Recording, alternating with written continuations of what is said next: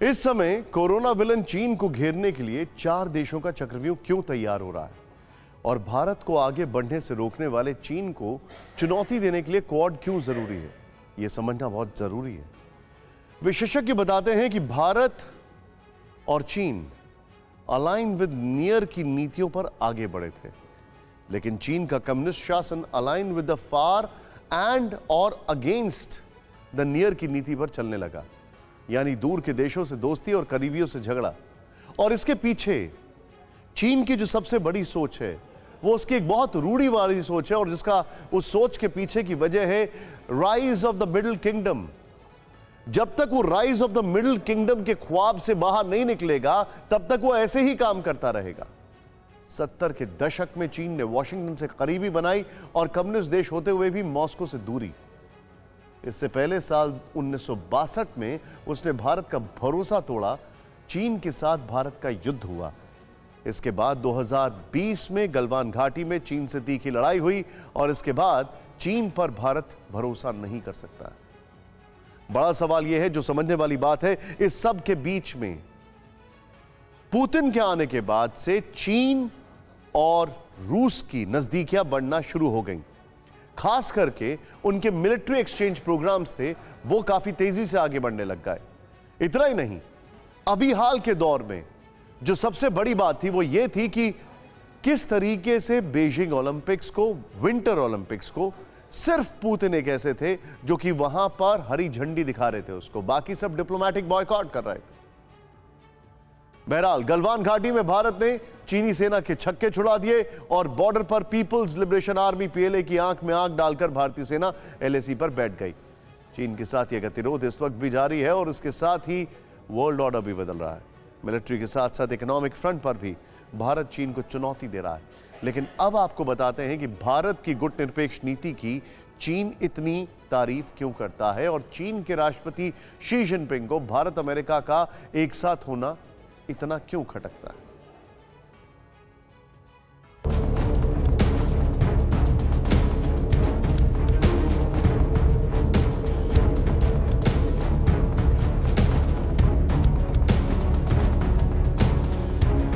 Japan की राजधानी Tokyo से जैसे जैसे क्वाड लीडर्स की मुलाकात की तस्वीरें सामने आती रहीं, टोक्यो से 2000 किलोमीटर दूर बीजिंग में बैठे चीन के राष्ट्रपति शी जिनपिंग पसीना पसीना होते रहे, क्योंकि टोक्यो में 4 ऐसी ताकतवर हस्तियों की मुलाकात हो रही थी जो चीन नहीं चाहता था। और इसके बाद प्रधानमंत्री नरेंद्र मोदी की अमेरिकी राष्ट्रपति जो बाइडेन से 1-to-1 मुलाकात ने सब कुछ साफ कर दिया। हम दोनों ही देश के इंडो पैसिफिक क्षेत्र के बारे में भी समान नजरिया रखते हैं और न सिर्फ द्विपक्षीय स्तर पर बल्कि अन्य लाइक माइंडेड देशों के साथ अपने साझा मूल्यों और साझा हितों को सुरक्षित रखने के लिए काम कर रहे हैं। इस बातचीत में क्रूर रूस का जिक्र करते हुए बाइडेन ने एक ऐसी कुटिल मुस्कान बिखेरी जो चीन को ज्यादा चुभी होगी। अब प्रश्न ये उठता है कि 4 देशों के चतुर्भुज क्वाड से चीन को चिढ़ क्यों है?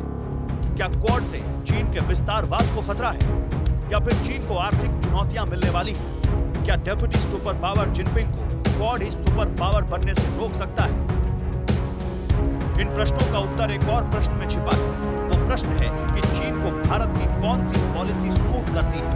चीन को गुटनिरपेक्ष भारत पसंद आता है या क्वाड के साथ खड़ा भारत? भारत क्वाड का हिस्सा है। कूटनीति हमेशा लचकदार होनी चाहिए। भारत की भी वो लचक दिखाई जा रही है और क्वाड में शामिल होना ही उस लचक की एक निशानी भी है।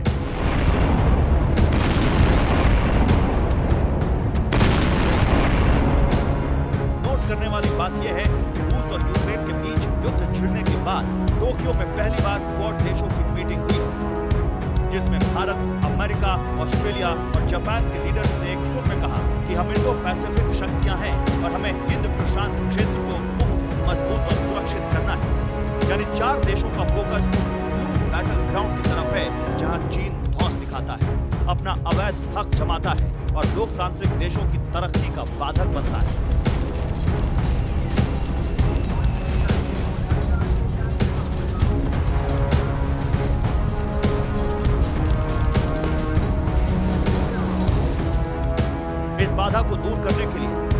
मीटिंग से पहले सोमवार को ही 13 देशों ने चीन को तगड़ा झटका दिया। 13 देशों ने मिलकर इंडो पैसिफिक इकोनॉमिक फ्रेमवर्क का गठन किया, जिसमें Bharat, Japan, America, Australia, New Zealand, Indonesia, Brunei तो शामिल हैं ही, South Korea, Malaysia, Philippines, Singapore, Thailand और वियतनाम भी इससे जुड़े हैं। 13 देशों का ये संगठन चीन को किस तरह अंकुश में रखेगा, ये अभी पूरी तरह से साफ नहीं है, लेकिन इस बदलाव को बीजिंग की बौखलाहट से ही समझा जा सकता है। चीन ने क्वाड के खिलाफ मोर्चा खोल रखा है, क्वाड को एशियन नेटो की संज्ञा दे रहा है। जो पैसिफिक रीजन के लिए जो सैनिक संगठन है वो अलग है, ऑकस है। भारत उसका मेंबर नहीं है, जापान उसका मेंबर नहीं है। ये दोनों देश क्वाड के मेंबर हैं और क्वाड के मेंबर की वजह से मिलिट्री एक्सरसाइज, साझा मिलिट्री एक्सरसाइज करते हैं।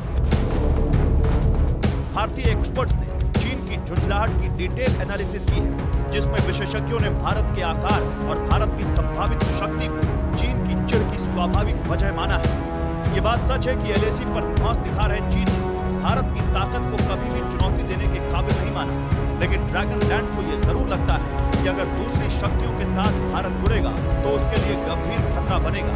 इसीलिए चीन का पहला लक्ष्य है कि वो दुनिया के संभावित सुपर पावर भारत को अमेरिका से दूर रख सके। दरअसल बीजिंग को भारत का किसी भी देश से जुड़ाव हमेशा से खटकता रहा है। 60-70 के दशक में जब रूस से भारत की मित्रता बढ़ी तो चीन के सुप्रीम लीडर माओ जेडोंग अभद्र भाषा के इस्तेमाल पर उतर आए थे और रूस भारत की दोस्ती को गाय की पीठ पर सवार भालू की संज्ञा तक दे डाली थी। चीन की झुंझलाहट की दूसरी वजह यह है कि चीन नई दिल्ली के एंटी अमेरिकन सेंटीमेंट पर खेलता रहा है, लेकिन यह दशकों पुराना सेंटीमेंट अब फीका पड़ने लगा है। भारत में एक वर्ग अभी भी मानता है कि अमेरिका से भारत की दोस्ती चीन को भड़का सकती है। टोक्यो में क्वाड मीटिंग को लेकर भी चीन उसी बात को दोहरा रहा है।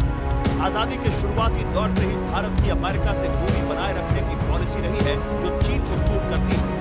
लेकिन दिलचस्प फैक्ट यह है कि आज से 5 दशक पहले अमेरिका के पूर्व राष्ट्रपति रिचर्ड निक्सन के दौर से ही चीन की अमेरिका से गाढ़ी दोस्ती रही है। इतना ही नहीं, भारत की गुटनिरपेक्ष नीति की हमेशा तारीफ करते रहे चीन। भारत के पड़ोसी देश पाकिस्तान की अमेरिका से पार्टनरशिप पर कोई आपत्ति नहीं रही है। जैसे जैसे ये नैरेटिव बदल रहा है, बीजिंग में बैठे deputy super power Xi Jinping super power का ताज फिसलता दिख रहा है। विस्तारवाद की महत्वाकांक्षा पर ग्रहण लगता दिख रहा है।